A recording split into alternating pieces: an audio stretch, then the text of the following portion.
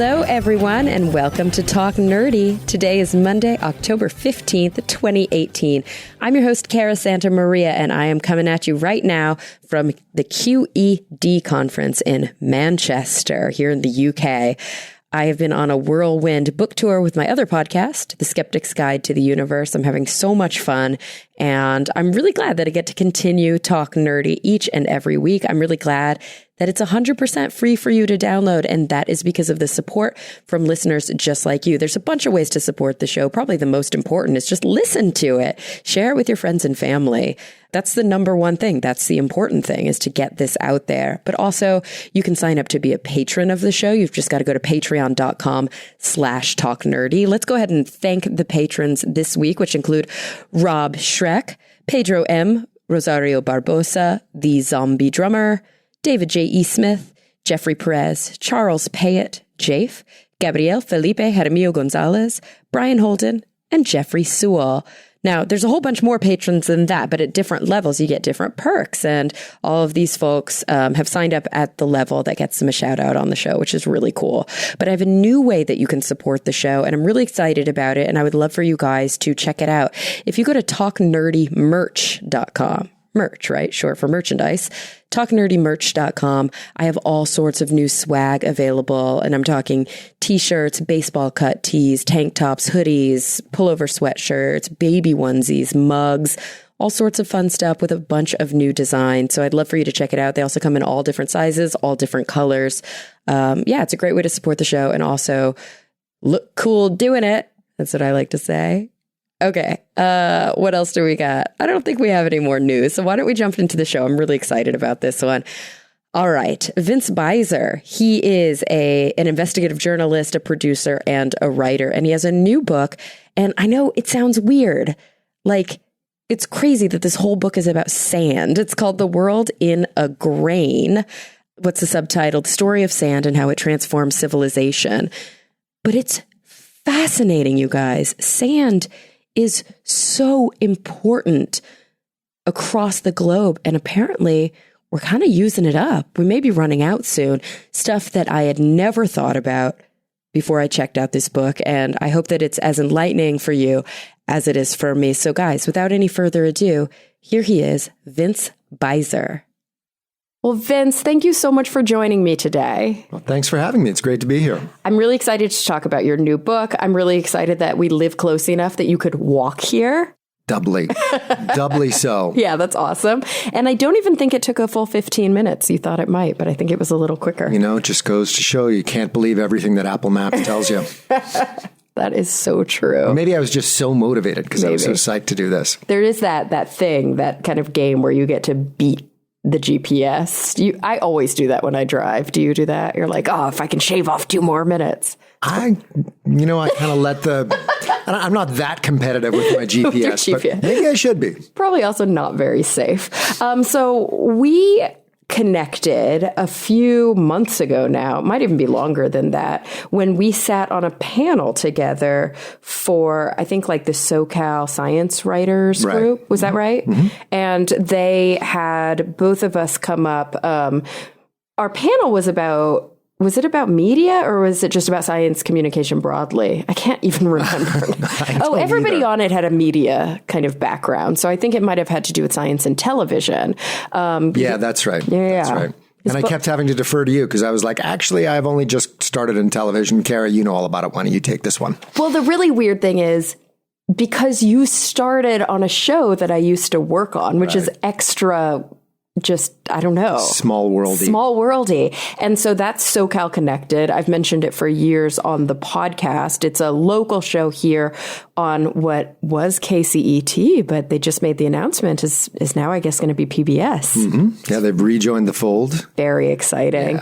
Yeah. So are you still working with them? Yeah, actually, I've got, so the new season starts on October 9. It's an investigative news magazine show, as you know, and I worked on this season. They've changed the format some. So each show is just one episode, like one sort of half-hour long kind of mini documentary. Full story. You're not doing three different little stories. Exactly. Yeah. Exactly. So the first one is the one that I worked on, which is, I think it's going to be really great. It's a really sad story, but I think it's a really important one about this guy who was a big football star back in the 80s, back in a really harsh part of Los Angeles, back in the, at the height of the crack and gang, bad old days. But everybody thought, oh, this kid, he's such an amazing football player. He's going to make it up out of here. He's going to be fine. But instead, about the time he graduated from high school, just as he was being recruited by all these colleges and everything, his mind fell apart. Schizophrenia set in, as it often does right around that age. And long story short, he wound up homeless on Skid Row here in Los Angeles. Meanwhile, his mom was in prison because she had been a heroin junkie who had turned to bank robbery. Oh, wow. Yeah. That's intense. Yeah. Very intense lady. So she did almost 20 years in federal prison, finally gets out, turns her life completely around. She's now clean, sober, like the most on it, dedicated woman you've ever met in your life. And she's basically spent the last few years trying to rescue her son, trying to get him up off the street, trying to get him out of jail, because of course he keeps getting, he's in and out of jail like so many mentally ill homeless people, and get him into mental health treatment, which turns out to be really, really hard. Yeah. So it's kind of that, it's that story. And then talking about the whole issue of how there's so many mentally ill people caught up in the criminal justice system. That's kind of the big issue. I love that. I mean, it's such an important, I think, storytelling mechanism that SoCal Connected does so well, which is taking a real kind of civic issue, whether we're talking about the mental health care system and how broken it is and how expensive it is and how so many people fall through the cracks, but telling it through the lens of an individual person who you can really identify with and who you really feel for as you're telling that story. And of course, to be able to have that kind of access and to have somebody who's so willing to be, in essence, followed around and have the details of their life divulged on television is a real honor, I think. Yeah, it's heavy. I mean, she really, we couldn't really talk to him because he's locked up. And also he's so mentally ill. We did talk to him over the phone a couple of times, but he's really out of it. But his mom really I have just the utmost respect for this lady. She works so incredibly hard at this. And like you say, yeah, she just opened up her whole life to us. We followed her around for over a year. Actually. Wow. Yeah, that's a different model than SoCal was doing previously. We definitely never could spend a year on a story. I know. It's a rare luxury. I'm kind of jealous, yeah. And so, I mean, it's interesting because we're sitting here talking about a story about social justice and a story about mental illness and a story about, Los Angeles kind of institutions. But at the same time, you've written this new book and it's a science book. So, as a journalist, have you always had an interest in focusing more on science? Have you always had an interest in focusing more on just the art of investigation? Or, where does your kind of interest lie? Well, I'll tell you, it's funny because as a journalist, I've done pretty much everything. I spent a few years overseas doing, war correspondent stuff and did a lot of criminal justice stuff, prisons, cops, courts.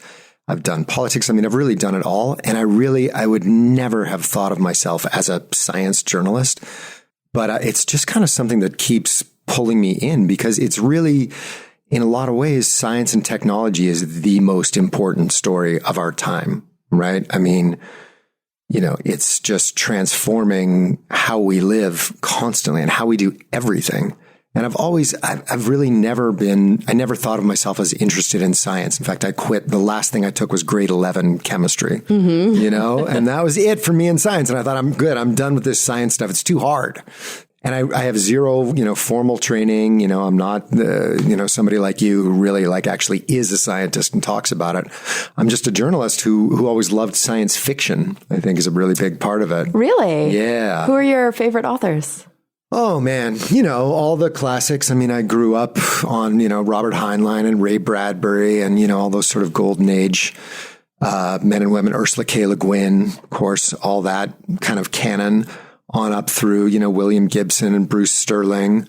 I'm not so clued into, who's doing what these days, but I always loved that stuff. And I feel like part of why I've sort of come back, part of why I've wound up doing so much science and tech stuff is because of that, because it's just, we're living in a science fiction world now. Right. You know what I mean? I mean, it's so crazy. The things where the distance that we've traveled just in my life, since I was a kid growing up in the 70s, I think about the things that I can do that my kids know how to do. It's straight up science fiction. It really is. And that I kind of love that. It's super weird sometimes when I have an opportunity to talk to, let's say, a scientist or an engineer at NASA or somebody at SpaceX, or when I'm, having a conversation with a former astronaut, and we're like talking about potentially legitimately going to Mars, like without a hint of irony, like, oh, these are the plans right now. And you have to take yourself out of it for a second and be like, this was in my books. This is like, this is fiction. Yeah. How is this really happening? Yeah. It's so cool. Yeah. I mean, it's such a rapid change, isn't it? Like, it really is exponential within the past several decades, the improvements we've seen in science and technology. Yeah. Yeah. And it just keeps, the pace of change just keeps on accelerating, to where we're just hardly anything surprising anymore. You hear about some amazing new thing that you can do with your phone and you're just like, oh yeah, okay. I expected there to be some amazing new thing I could do with my phone, because it's been 6 months since there was some amazing thing I could do with my phone. But I don't want to pay $1,000 for it. Why isn't it cheaper? No, you're so right. We've become so just used to it. And it's funny that we're talking about, these ideas that were sort of described in the middle of the last century that are now really coming to fruition. And then on the flip side of that, I love that the book that you chose to write about, and of course there's so much depth and there's so much breadth, but on its surface, unless somebody takes the time to stop and think about it, they're like, sand? Yeah. Really? Right. And so I have to say, okay, the book is The World in a Grain, the story of sand and how it transforms civilization. So I have to ask, before we even get into the meat of this, something had to prompt you to write this book. What was it? It was really kind of luck, really. I mean, I'm a full-time freelancer, so I'm always hustling around looking for a good story. And I like overseas stuff a lot. So I read, I just read a lot of weird, obscure, kind of off the beaten path kind of stuff. And I just stumbled across this thing on a little environmental website. It's called ejolt.org. Okay. It was just this little article that taught me two things. One was that sand is the most consumed natural resource in the world after air and water.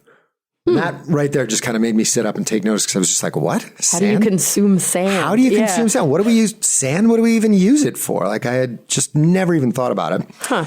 And then second, that we're using so much of it. There's so much demand for it that we are stripping riverbeds and beaches bare all over the world, causing massive environmental damage to get that sand. And in some places, people are even being murdered over sand.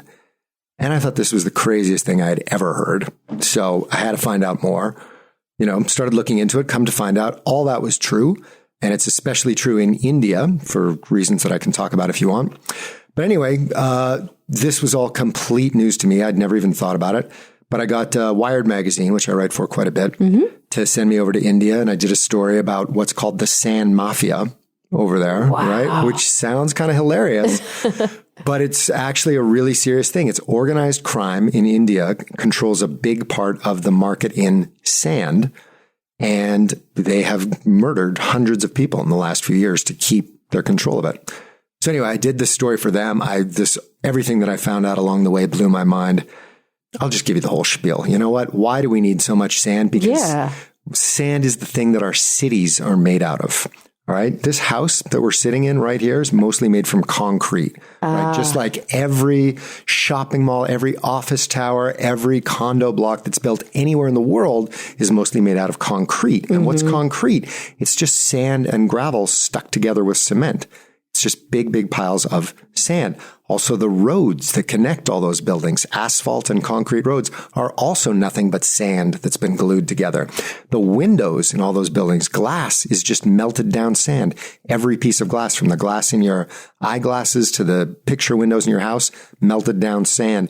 The silicon chips that power our computers and our phones and every other digital, goodie that we use, also made from sand. Huh. So you add it all up and you realize, wow, we use, without sand, no modern civilization, right? We could not build modern cities. Now, what's happening is all over the world, cities are growing like crazy at a pace and on a scale that has never remotely happened before. Because the population is growing like crazy. Exactly, because there's more and more people, population is growing worldwide, and more of those people are pouring into cities all over the world. People are leaving the countryside, leaving farming villages and coming into the cities, just as they did in this country 100 years ago or in Europe 100 years ago.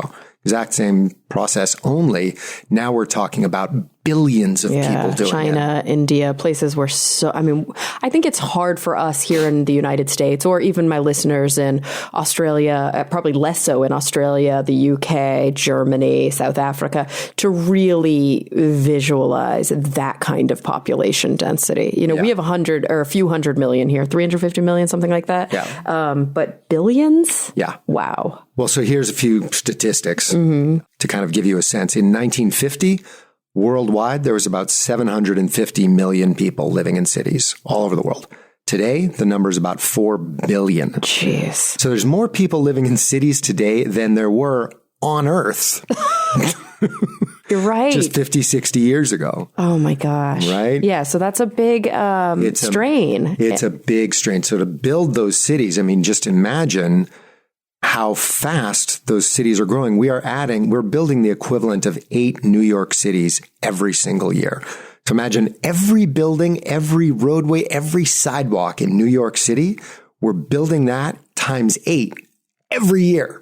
Right? I have to tell you, just last year, I took a trip to Hong Kong and China. And while I was in China, I went to a town, quote unquote, that was in the south of China. And everybody talked about it like it was just this really small town. It had 13 million people. You know what I mean? I'm like, it's like bigger than New York City.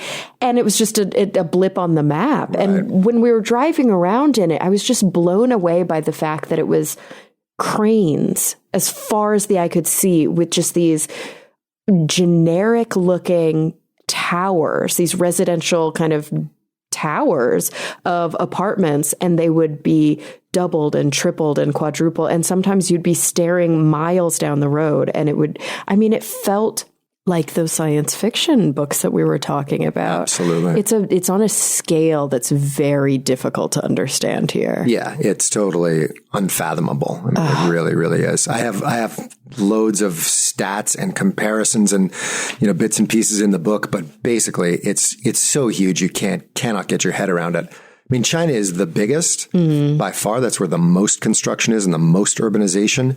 But it's only a piece of it. The same thing is happening in India, in Indonesia, in Vietnam, in Nigeria, practically everywhere in the developing world. The same thing is happening. Urbanization, like I said, on a scale and at a speed that just dwarfs anything that's ever happened before. And of course, we're talking about sand as a basic building block. Literally a basic building block of big stuff. It's the sheer quantity of it to build a skyscraper, between the glass and the concrete, both within the skyscraper, the blocks that make up the walls, but also the roads that are paved to it.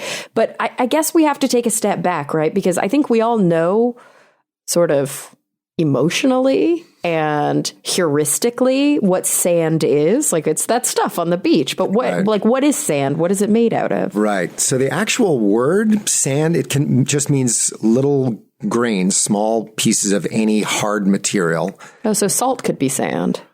Yeah, salt could be sand. Yeah, absolutely. Since this is a science show, I'll tell you that specifically it has to be something with a diameter between 2 millimeters and 0.0625 millimeters.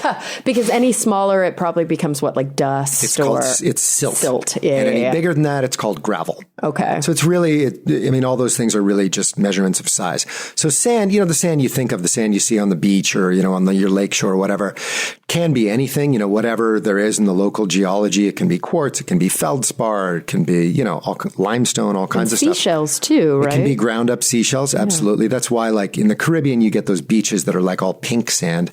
Those are crushed up shells and aquatic organisms. Those are called biogenic sands. Things cool. There's a little science word. Yeah. Because we've seen sometimes those pictures of, the sand under a microscope. And usually the ones that grab everybody's attention, I think, are the ones that are more marine sand, right? Because they almost have the same structure as marine organisms, but they're so tiny. Yeah, exactly. Almost like whole shells in there. They look super cool and they have really cool little patterns in them and they're crazy colors. But so it can be those things. It can be volcanic rock lava that hardens and then shatters in the water. That's where you get those black sand beaches in Hawaii. But most sand, and the sand that we're talking about, really the sand that we use for construction, is quartz. Okay. Something like 70% of all the sand grains in the world, they estimate, nobody knows for sure, but the vast majority of them are quartz. And where do they come from? They're basically little tiny pieces of mountains.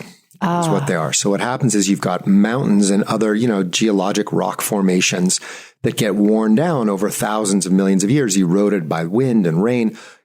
Forces of nature are constantly wearing on those things, chipping off little bits of them, right? Little grains of them. The rains wash those grains down the sides of mountains into rivers. They collect in rivers, and then the rivers carry that stuff, those sand grains, far and wide. They take them down the mountainside and across the land, dropping it all the way along the riverbeds and along floodplains and places where rivers change their course, and on out to where the river meets the sea, which is the beach. So that's why you often have so much sand on beaches and in river deltas. So that's the stuff we're really talking about. It's that quartz sand, or that sand that is predominantly made up of quartz particles. That's the stuff that we're using on an unbelievable scale. A few more numbers for you. How much of that stuff do we use every year? We use 50 billion tons of sand. I don't even know how much that is. I'll tell you. It's enough to cover the entire state of California an inch deep. An inch deep? An inch deep. Oh, wow. Every single year. So this is where the problem comes in, right? Because sand, obviously it's really abundant, right? You find it all over the place. It's actually the most abundant thing on the Earth's crust is quartz sand. But it's still a natural resource. It's a natural resource. And when you're talking about using 50 billion tons of it every single year, you can see why we are actually, believe it or not, starting to run out. Wow. Yeah, that's an unsustainable. This is such an interesting conversation that takes us back to important themes about industrialization, right? This idea that we as human beings live on this planet that provides so much for us, but there is not a ubiquitous amount, and this stuff doesn't replace itself quickly. It replaces itself on geologic scales. So, I guess the most obvious question that comes up first is why can't we just make this stuff ourselves? Why can't we synthesize it in a lab? So we can. We don't have to go to the trouble to synthesize it in a lab. The easiest thing is just crush up rock, right? But that's also a natural resource. It's also a natural resource. But the main problem is it's a lot more expensive. If you think about how much energy it takes to smash down rock into sand grains, it costs a lot more than it does to just scoop up fresh, naturally made sand from a riverbed. This is one of the things about sand. Sand and concrete. So concrete is the main thing to be concerned about. We use way more sand for concrete than anything else. Okay. So more than the computer chips, more than the glass in all of the windows and anything else that we make out of glass. Concrete's a lot. Concrete is more than all of those put together. Gotcha. Okay. So all those other things have really fascinating stories behind them. Part of the book goes into each one of those things, like glass, silicon chips, reclaimed land. How do we do that? Sort of goes into the science and the history of all that stuff. And they're all really interesting and really important. But the real crisis around sand comes from concrete, comes from the incredible amounts of concrete that we're using. because to get at it, I mean, it's a fantastic building material, concrete is, right? It's really easy to make, it's really easy to use, and it's cheap. And it's cheap because it's made out of sand, and you can get sand all over the place really easily. Problem is, more and more and more, as we're, digging up more and more of this sand, we're doing enormous damage to the natural world to get at it. We're literally, stripping entire riverbeds bare, tearing entire beaches away, ripping up fields, forests to get at the sand that's underneath it. It's such an irony. It's like in an effort to build a fortress, we're literally building a house on sand. Like the ground is slipping underneath us because we're getting rid of the foundation that we need beneath our feet. I mean, the geological implications of this must be huge. And we never think about that, right? That this is in many ways our firmament, and we're taking it away. Yeah. Yeah. Wow. And it's like I say, it's the literal foundation of modern civilization. I mean, we can't stop using it. In some ways, it's like fossil fuels, but in one very important way, it's really not. There's really no alternative. Yeah. Right? There's no version of solar and wind power that we can replace concrete with. But the challenge is we've got to come up with ways to be smarter about it. We've got to come up with ways to build our cities and live our lives in ways that are sustainable, that we can actually, where we're not going to destroy the planet and also wipe out people's livelihoods along the way while we're doing it.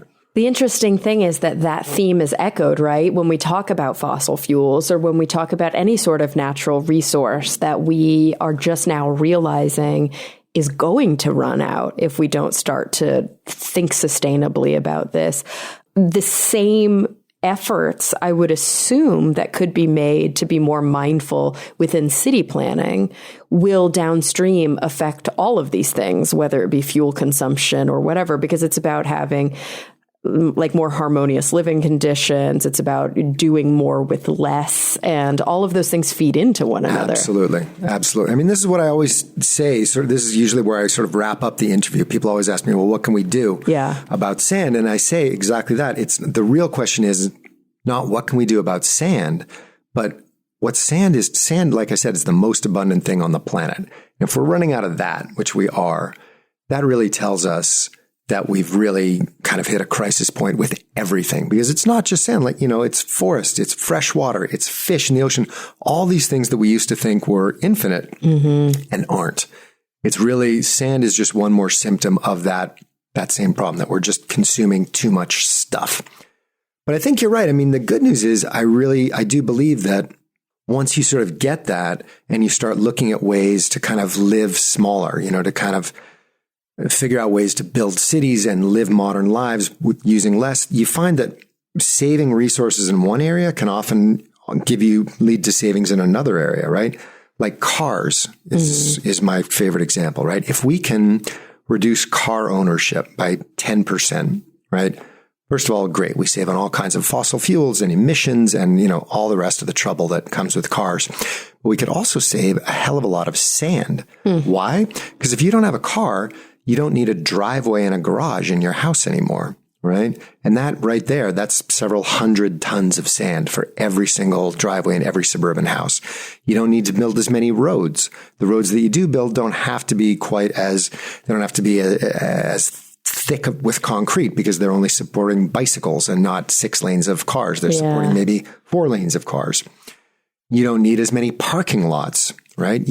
So think of all the pay parking lots, in every city, parking lots in hotels, in shopping malls. You can shrink all of those things by 10 or 20% and think of all the pavement that you save. So in other words, cutting down car use also saves you a lot of sand. A lot of sand. And it's interesting too, because the flip side of saving on having to pave those things means more undisturbed habitat, because that's the other thing we often don't really talk about, is that the sheer amount of concrete on the surface of our planet is wreaking such havoc, not just on the organisms that used to live in the habitat that was there, which, I mean, concrete is almost like the antithesis of habitat, right? But also, like, we saw the effects recently with the hurricane in Houston, obviously, the hurricane in Puerto Rico recently was really devastating, the hurricanes that have just taken place and tsunamis in Indonesia. But Houston had this very unique situation in that it was so terraformed. Right. That the water just had nowhere to go. Exactly. It couldn't drain into the dirt. It couldn't drain. And so they were just underwater. And there was literally cholera growing in the water because there was not enough drainage opportunity. Right, because it's all paved. It's just hundreds of square miles of pavement, and that water just flowed around on top of the concrete. Absolutely. Yeah, it's like one of the greatest perks of concrete is that it's like not that permeable. And then, of course, it bites you in the ass during a natural disaster. Well, I think that is a good point to take a quick break because I want to thank the sponsor of this week's episode, and then we will be right back with Vince Beiser talking about The World in a Grain. All right, guys, I want to take a quick moment to thank the sponsor of this week's episode, Calm. Now, you've heard me say it before, and I'm going to say it again. I love Calm. It has made a massive difference in my life. And I'm telling the truth because I used it long before I started partnering with them for the show. I'm so excited to be sponsored by Calm because it's important. It's the #1 app for sleep, meditation, and relaxation. It was even named Apple's 2017 App of the Year. Now, I am in the UK right now, and I am massively jet lagged. And I can tell you that going to sleep at night has been made 1,000% easier because of Calm. Not only does it have these incredible guided meditation routines, it's really helpful for people who are new to meditation, but there's also plenty of lesser guidance routines for people who have been doing it for a while and they don't want as much speaking in their meditation. But there's all these great meditations, but there's also wonderful music in the app. There's a whole section of music for focus, which I always listen to when I'm reading and prepping for school. There's a whole section of music for relaxation, but my favorite is the section that has music for sleep. I can't tell you how helpful it has been in my travels.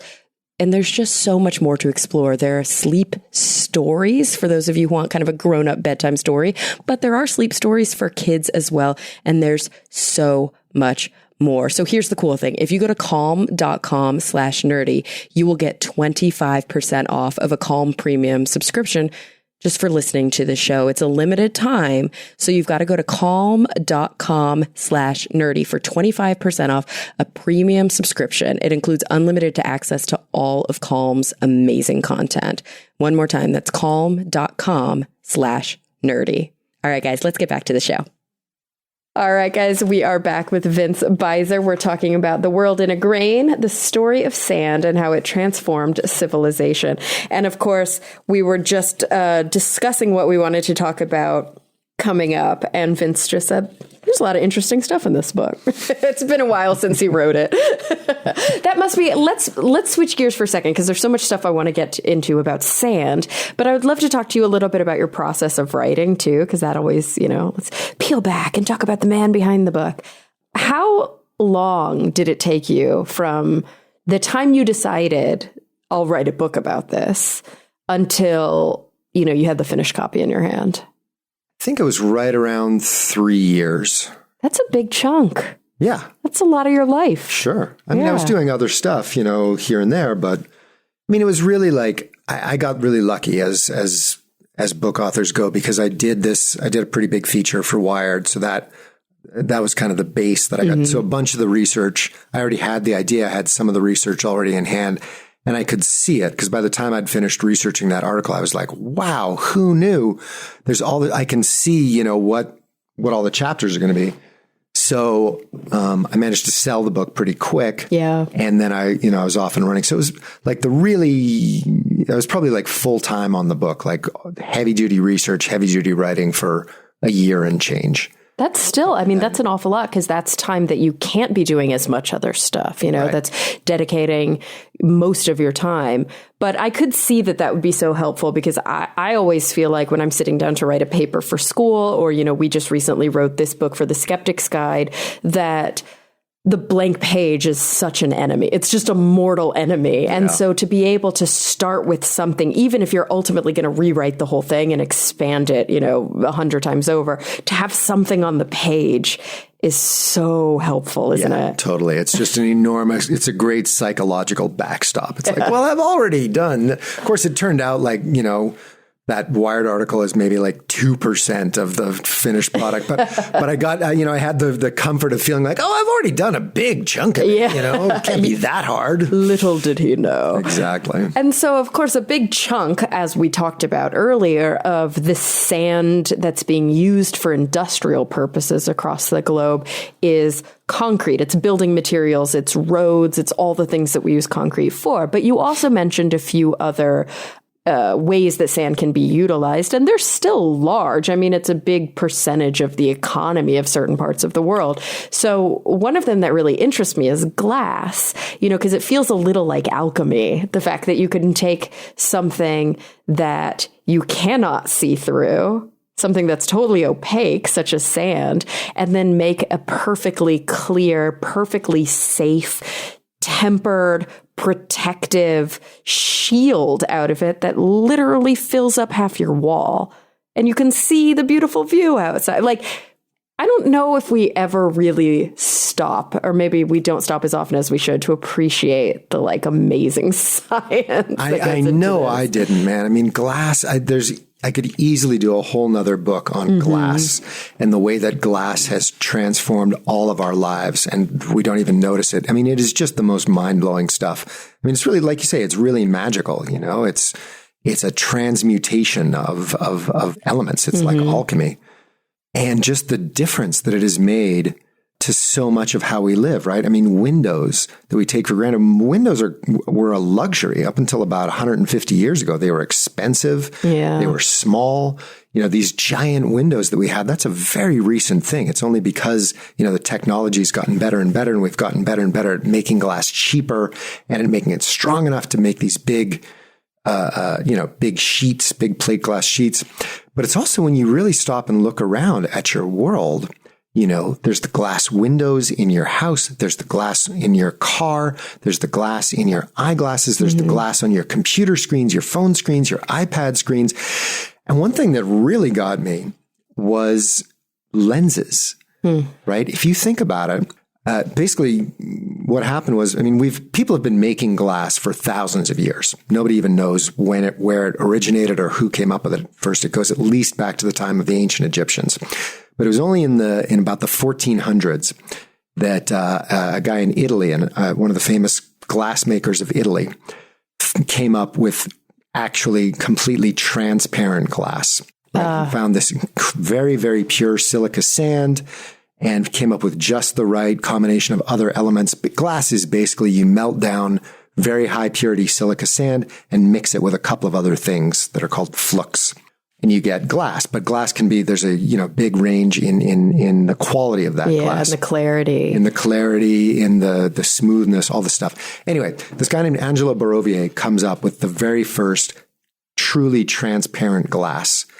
And once that glass hit the market, that's when people learned how to grind it into lenses for telescopes and for microscopes. And if you stop and think about it, if that hadn't happened, we wouldn't have had the scientific revolution, right? Where would science be without that completely overlooked, innocuous little bit of gear, the lens? Yeah. And it is, it's like superpowers, right? You have a lens and a telescope, and all of a sudden you can see far further than any human being could ever see before. You put a lens and a microscope and you can see things far smaller than you could see with the naked eye. And that just opened up the entire universe to us in the most literal way. Yeah. And the ability to see scales beyond anything we ever evolved to be able to see. Those tools just extended our capability so much. And now, of course, there are thousands of professions dedicated to this. Without it, we wouldn't have, like you said, almost all of modern science. And for example, one of the guests on the show, you guys may remember my friend Holly Bender. She was on one of the earlier episodes, and she's an optical engineer at NASA's JPL. And this is what she does all day, every day, is she makes lenses to specification to do mass spec, to look at spectra in space. space. That's why we call her the mistress of space rainbows, because she's able to understand what's happening in space because they can make glass now to these amazing specifications. And it can do so much more than just bend light a little bit. I mean, it's just incredible. It really is. It really is. And one really fascinating little historical footnote is the idea that this is one of the things that gave Europe a huge advantage, because ancient China, or medieval China and Japan, they knew about glass too. They had, deck glass that they used sort of as decoration and little bits of windows, just like Europe had. But they just basically weren't interested in it. There was no real industry. They didn't pursue it. And glass. So anyway, China, the lenses were introduced to Japan and China by European missionaries. So they had, they were a good couple of hundred years behind Europe when it came to things like telescopes and microscopes. And that, I believe that's one of the things that really gave Europe this huge advantage. Yeah, I could see that. I mean, not just between telescopes and microscopes, but also spotting scopes, like the ability to, I don't even remember what those things are called. They're like the mini telescopes that they would use in nautical observation. Can you imagine how hard it would be to ride a boat or to drive a boat? Do you drive a boat? I don't know what you do with a boat. Pilots, helm, a boat. Yeah, right. Captain. To helm a boat going across, and they did it previously, but once they were able to use these scopes to be able to see, what's going on at the horizon or spot land so much sooner or spot a storm coming along, it must have been incredibly helpful. Or think about eyeglasses, right? Imagine, I've been using glasses, when I turned about 40, all of a sudden I needed to use eyeglasses to see. Well, once upon a time, when there were no eyeglasses, if you were a writer or researcher or scientist in the 1500s and your eyesight started to fail, you were just out of luck. Oh, and that happens to literally everybody when they age. Exactly. Yeah, it's a normal function of aging. So imagine how much more research and knowledge was accumulated by, researchers, scientists, writers, authors who were, reaching their sort of peak intellectual years in their 40s and 50s, who could continue because of the discovery of glasses. I never thought about it that way, because I am myopic. I have to wear glasses because I have a hard time seeing things that are far away, because that's just the shape of my eye. And there are plenty of people like me who probably wouldn't have survived ancient times because we couldn't see shit that was far away. Exactly. But I didn't think about the fact that there's so many productive years intellectually in so many people's lives. But around 40 and 50, when you start to become presbyopic and it becomes just harder to see words on a page close up, if you can't read anymore, I guess the most successful among them, those who already had assistants and people, they might read for them, but beyond that, gosh, what a waste. Exactly. What a waste. Exactly. That's incredible. Wow. Yeah. Glass, pretty important. Yep. Pretty important. And of course, all made from sand. All made from sand. And of course, these things, we think of concrete, we think of glass, and they are so fundamental to modern society, but they're also fundamental to many ancient societies, right? Like these things were, especially concrete, really necessary as we started to develop these tools. But there's a whole class of sand-based products that we wouldn't have the computer revolution without. And that silica comes from sand, right? And so what's that connection? So this is one of my favorite stories. There's a chapter about it in the book. So in a nutshell, the headline is pretty much every computer chip, every digital device in the world owes its existence to an incredibly pure form of sand, silica sand, that is found only in one little area in Appalachian, North Carolina. What? Yeah.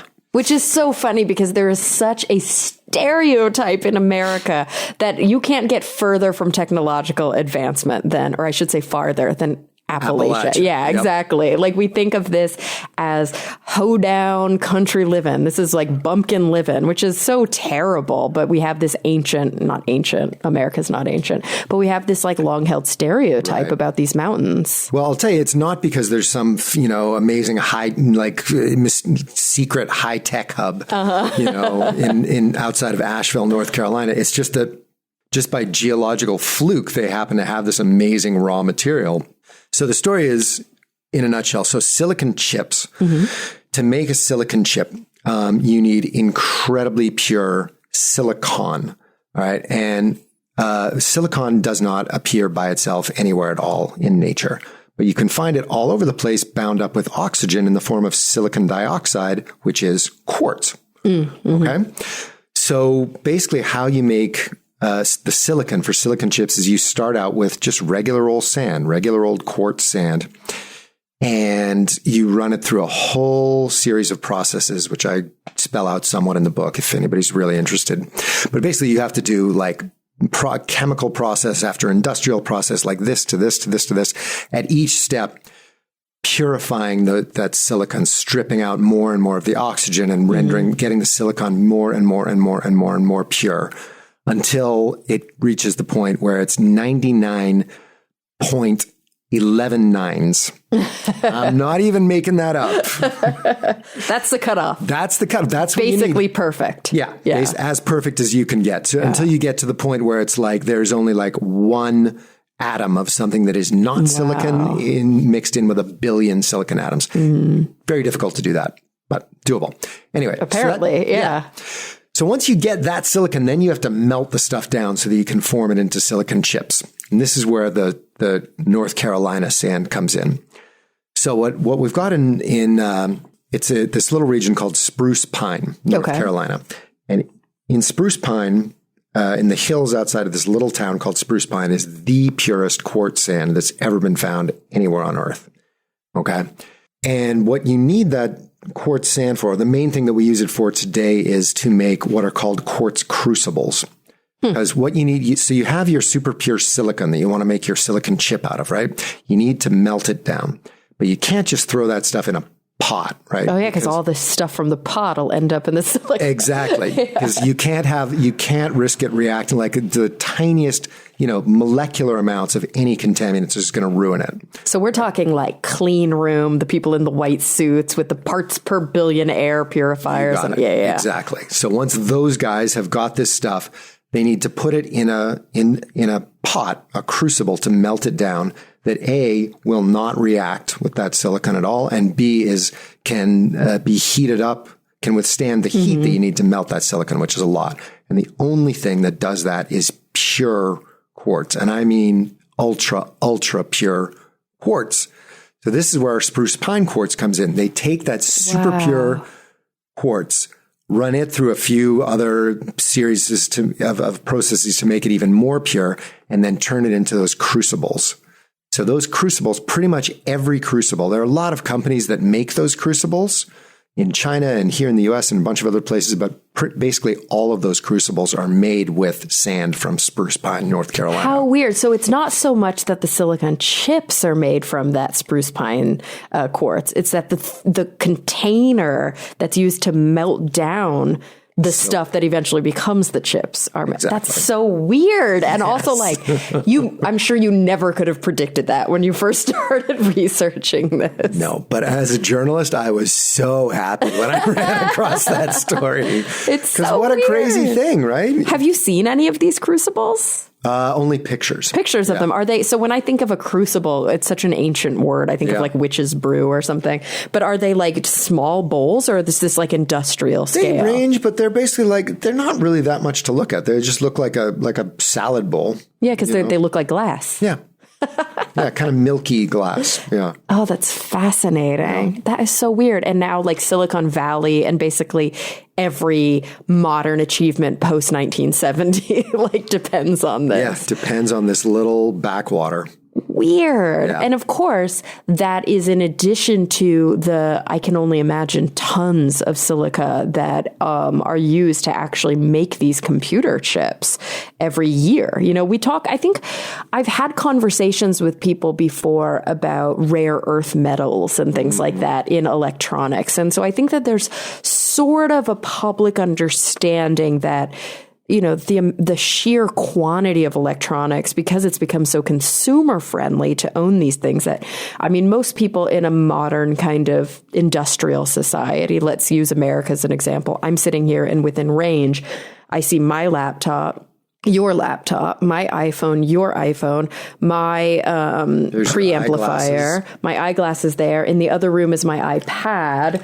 And so it's like, I own a lot of devices. Oh, I've got my iPod overcharging. I own a lot of devices that require these things, and they have a limited life. My iPad or my MacBook Pro, as expensive as it was, probably will not last more than 6, 7, 8 years, and I'll have to get a whole new one. I'll recycle this, but what does that really mean? It's probably going to mostly end up in a landfill. Hopefully some of the important components are stripped out. I don't know how reusable they are.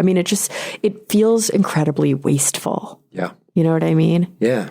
It is incredibly wasteful, and it's becoming a bigger and bigger issue because all of our digital devices are packed with those rare earth elements and a bunch of other like super obscure materials that there's only so much of in the world. And a lot of them, there's actually very small amounts of, or they're very hard to get to, or they're very expensive to get. And, there's lots and lots of problems with all these exotic bits and pieces that we need. And that's already starting to become a problem. And it's definitely going to become more of one. And we are so kind of influenced by market forces that we work really hard to make these things as inexpensive as possible, when sometimes, and I know it's hard, right? When you're talking about social justice and when you're talking about access to information, but sometimes like there's a reason things cost a lot of money. And if they don't cost a lot of money, we don't respect the process as much as to how those things were created, right? It's like meat.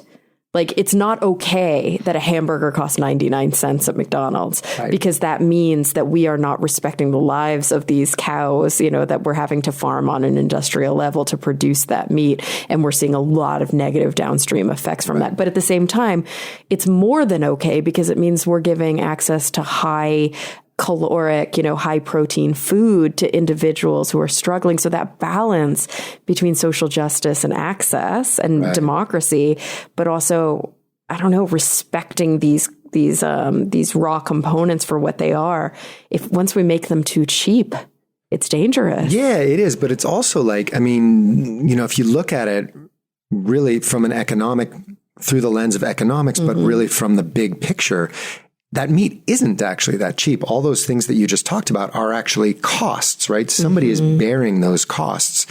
It's just like, it's like fossil fuels, right? So gas is $3 a gallon, but that's not actually what it costs us, right? Yeah. We also bear, tremendous additional healthcare costs because of the air pollution and God knows what, climate change, those things also have real costs, right? Economists call them externalities that aren't factored into the price that you, the consumer, pay, but that somebody out there is paying. And we really, in some ways, even we, the consumer, might be paying it, just not when we're purchasing the meat. We're paying it in our healthcare premiums, Exactly. But because we don't conglomerate these things at the source, like we're not thinking about the future, we're thinking in the short term, and we're structuring our sort of global economy around what can I get my hands on right now? And how can I solve a problem today? And we'll deal with the future later. What we end up with is externalities that outweigh the cost of just quick, cheap, easy. Yeah. This is fast fashion, right? This is fast food. This is all these things that in a way have been a huge boon for access to low income individuals, but at the same time are just destroying the planet. Right. And in the long run, it's going to be a disaster for everybody if we don't get a handle on it. Because, of course, the most vulnerable among us are the first to feel those effects, right? You know, impoverished individuals living in coastal cities in Bangladesh have been feeling the effects of climate change for a decade. But here in America, people are like, it was cold this winter. Climate change isn't real. It's like, yeah, that's a luxury that you can have that sort of conflict in your head, because you're feeling it with storms and with hotter summers and mosquitoes in California and all the things that are different. But we can protect ourselves because of our concrete and our glass, you know, and all of our medical devices. And we just don't notice what's happening to people who are vulnerable because of those kinds of actions. It's so interesting that something as what we think of as non-consequential, but ultimately so consequential as sand, is really kind of a synecdoche for global climate change and for industrialization and population explosions and all of these really big problems that governments across the globe have been slow to take responsibility for, or to be able to start to strategize about. And gosh, what an important thing to be able to read about this at both of those levels, right? A pure curiosity level, because that's the great thing about science journalism. You're like, holy shit, what's going on in Appalachia? What's the downstream effect? It's just fascinating. But at the same time, to be able to take that really big step back and see the forest for the trees, I think is, it's not just an honor to be in a privileged position to be able to do that, but I also think it's a requisite of being like a global citizen, you know? Amen. Yeah, it's just something that we don't talk about enough. Yeah. We don't think about enough. And maybe it's because it's a little depressing. It's super depressing. Yeah. But I'll tell you, I mean, just to go back to sort of where we started, this is, like I said, I'm not really a science journalist. I'm a journalist who keeps getting drawn towards scientific topics because that's what's transforming our world. That's what's driving so much of everything that influences our day-to-day lives and where we're going in the future. You can't understand the world. If you want to understand what's going on in the world, you have to delve into the science behind it and how we're applying that science. You have to have at least minimal scientific literacy to be able to keep up and to be able to have a voice. And I think it's so cool that, like, as an investigative journalist who often travels to, developing countries and who maybe talks about really dangerous kind of black market things, like, you're still constantly stumbling over big picture scientific topics. You almost can't avoid them. Exactly. Oh, I love that. So Vince, I close my show every week by asking my guests the same two questions. The funny thing is, we've probably answered them 10 times over in this specific chat because it's so aligned with my final two questions. But I don't want to make assumptions because maybe your answers are wildly different than the things we've been talking about this week. They're big picture. So you ready for it? Okay. All right. Thinking big. So on the spot here. Trying to expand my mind. Yes, here we go. So when you think about the future, already big, I want you to think about a couple of things in whatever context is relevant to you right now in your life. So this could be big picture for the globe or for the cosmos, or it could just be big picture for like you and your family. But when you think about the future, the first question is, what is the thing that's really keeping you up at night? What are you most concerned about when you keep going back to it? What are you like, maybe even a little bit kind of cynical or pessimistic about? But then on the flip side of that, just so that, we're not super depressed when we say goodbye, what are you actually optimistic about? And not just lip service, like genuinely, authentically hopeful for? You're assuming I have something that I'm hopeful about. Yes. That's the one answer I've never gotten is nothing. We're all fucked. Just like end show now. Sorry. Kill yourselves now, listeners. Exactly. Save time. Geez. Wow. There's really kind of no shortage of things to worry about, is there? Right. Can I give you two? Yeah, please. All right. So I would have to say, just the first thing that springs to my mind is I'm really worried about democracy, in this country. Oh my gosh. reasons that I think are obvious, and also just around the world, you know. When you really step back and look at the big picture, democracy is a very recent invention, historically speaking.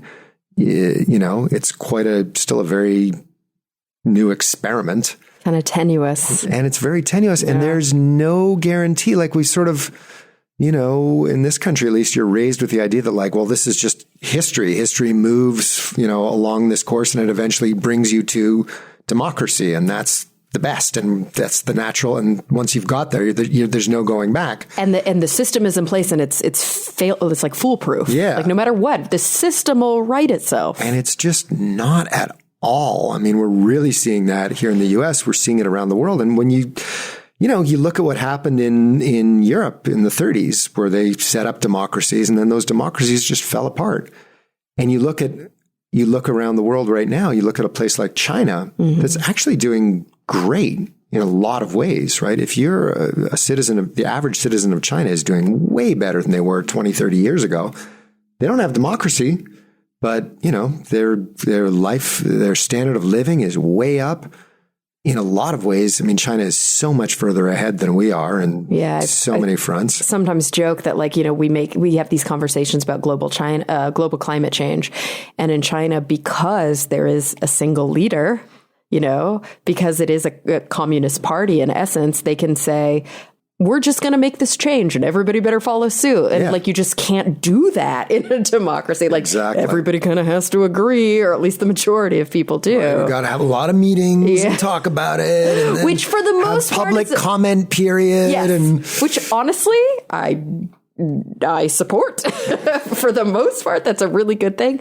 But unilateral decisions that need to be made swiftly are not the strong suit of a democracy. Exactly.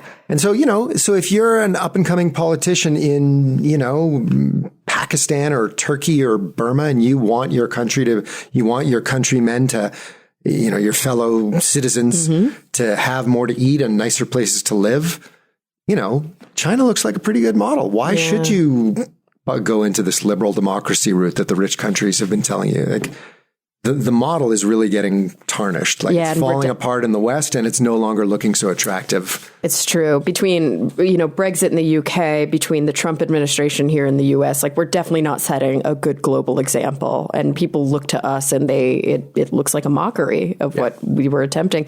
And also, even within our own country, certain leaders are, you know, doing what I think we always expected people to do. And that's why our democracy, our representative democracy, is set up the way it was. But they're doing that fucking power grab, man. They are working really hard to undermine what we have worked for. And that's super scary to me as well. Yeah. And it's scary how many people are willing to go along with it. How many American citizens seem to be just fine with that. Or it's either they're just fine with it, or it's unfathomable to them that it's what's actually happening, and they're just blind to it, which is like almost scarier. I don't know. Okay. You said there were two, though. Yeah, there's two. If that wasn't bleak enough for you. Here we go. It's the meta theme of this whole conversation. It's overconsumption of resources. I don't quite want to say overpopulation, because I mean, the planet's we've got, you know, 7 billion and change people. We're on our way to have 9 billion. I think we can sustain 9 billion people, but we gotta balance it out. Yeah, not the way we're doing it right now. Not the way we're doing it, exactly. So I'm very worried that we won't figure it out, and we're going to have like calamity, like on an apocalyptic scale. Massive global die-offs. It's like the earth will right itself. Yeah. Which sounds fucking biblical, but... And it could be. Yeah. It could happen. But here's the turn to the optimistic. Yay! Yes. I tell you, I've really bummed out my poor daughter. My daughter is 12 years old. And she's super smart.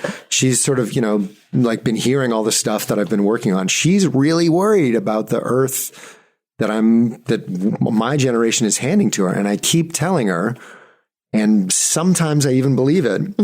Human beings, we're really good at creating problems. We're really good at fucking things up. Yeah. But we're also really good at solving problems. We are really good at coming up with solutions to problems. Yep. And, you know, the end of the world has been prophesied 100 times, you know, from Malthus on up, people have been saying, oh, that's it. Oh, 500 million people on the planet. That's it. We're all going to die now. And yet, we keep coming up with ways to, more efficient agricultural methods and more, better ways to, build cities and on and on and on, and healthcare and blah, blah, blah, blah. And somehow, we've managed to keep going this far. And not just keep going, like do it in comfort. Do it in comfort for a lot of us. Like anyway. A lot of us don't even notice the global calamities that are happening left and right, So in my best moments, I'm optimistic that we'll get through this terrible resource bottleneck that we're headed towards, and we'll figure out a way through it and out the other side.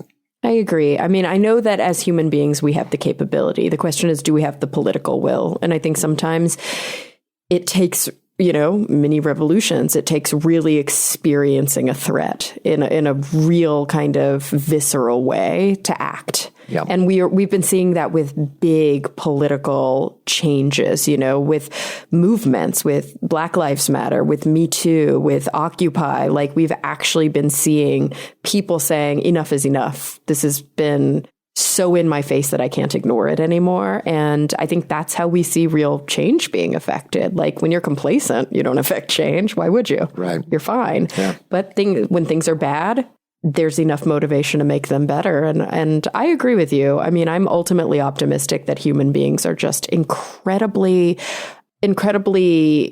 thoughtful, incredibly skilled at solving problems, but also harmonious, human beings invented language and poetry and art. And I think that these are some of the highlights of our civilization, and we shouldn't ignore them just because human beings also invented war.